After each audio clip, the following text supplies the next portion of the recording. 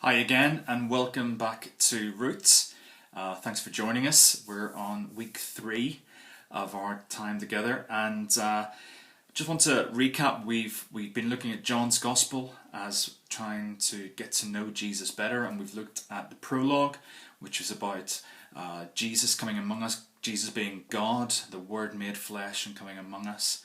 And then last week we looked at encounters with Jesus and the different ways that some of the early disciples got to know Jesus, encountered him, and how in a number of them they often relied on one another bringing them to Jesus. And we thought about who's brought us to Jesus and our responsibility and our privilege to bring others to Jesus as well.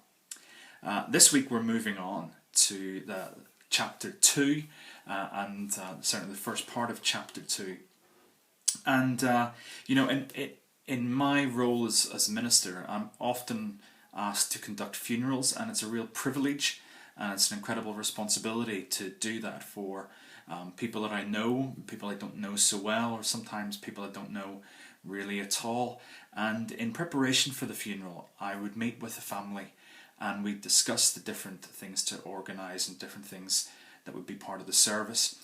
But we'd also think about the eulogy, the tribute, and I'd either help them in the writing of it or I would write it myself.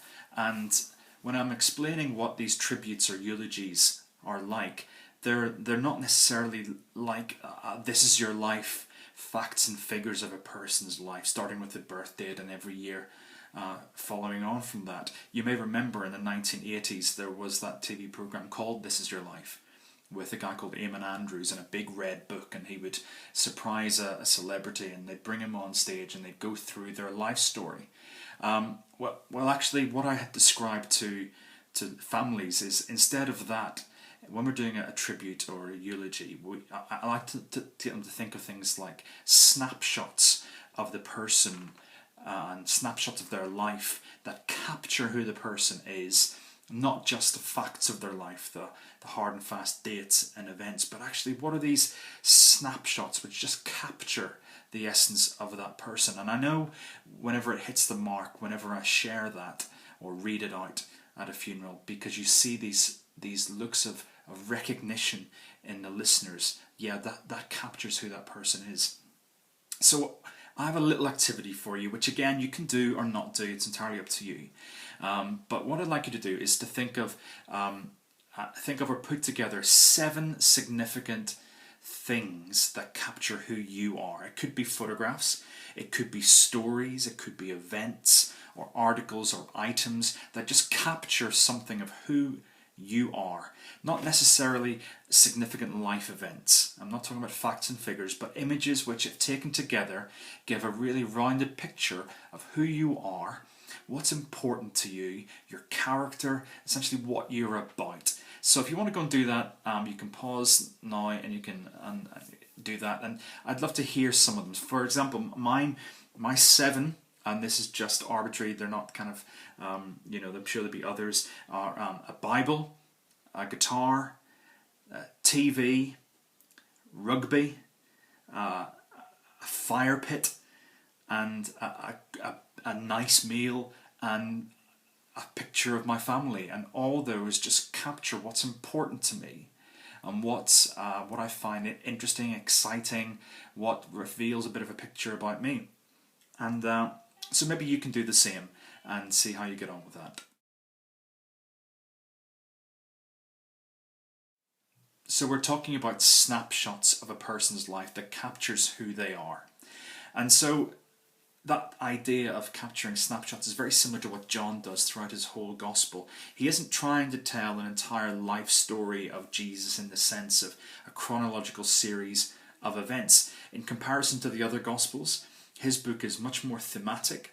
It's like a snapshot photo album about who Jesus is, captured in certain pictures, as opposed to this happened then and this happened, and that's pretty consistent all the way through John's Gospel until we get to the events of Easter, when he's much more descriptive of the events that happened to Jesus. And one way of looking at what John does is that he captures these signs these, and often scholars will say that there were 7 signs that he focuses on, but actually we don't really know whether there were 7 intentionally or whether there's more and what actually they are. But it's what John does. He captures these snapshots, and one way of looking at what these signs are about, it's like a treasure hunt or a game with a series of clues which lead up to the final reveal or the full answer, the full picture, maybe like a jigsaw perhaps. And out of all the stories and events of Jesus' life, John selects a number of them to convey something significant. And it's at the end of the gospel that we're reminded by John of what that something is. In verse 30 and 31 of chapter 20, he says, Jesus performed many other signs in the presence of his disciples, which are not recorded in this book.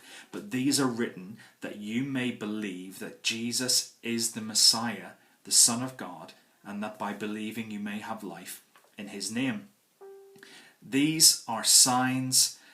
These signs are all about showing who Jesus is and what he has come to do for us. That he is the Messiah, that he's God's Son, that we might believe in him, and by believing in him we may have life that's being provided for him. So these signs are important, and they direct us to Jesus and reveal to us who he is.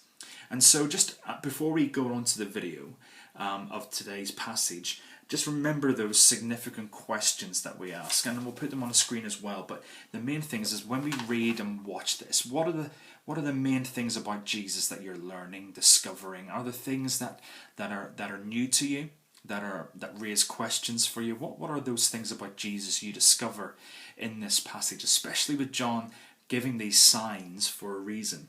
And what do you make of these? What do they teach you about Jesus, about God, about us, about our relationship with God? And off the back of that, what might we do in response to those? So let's have a look at this week's reading, and then we'll come back again for a little bit of input afterwards.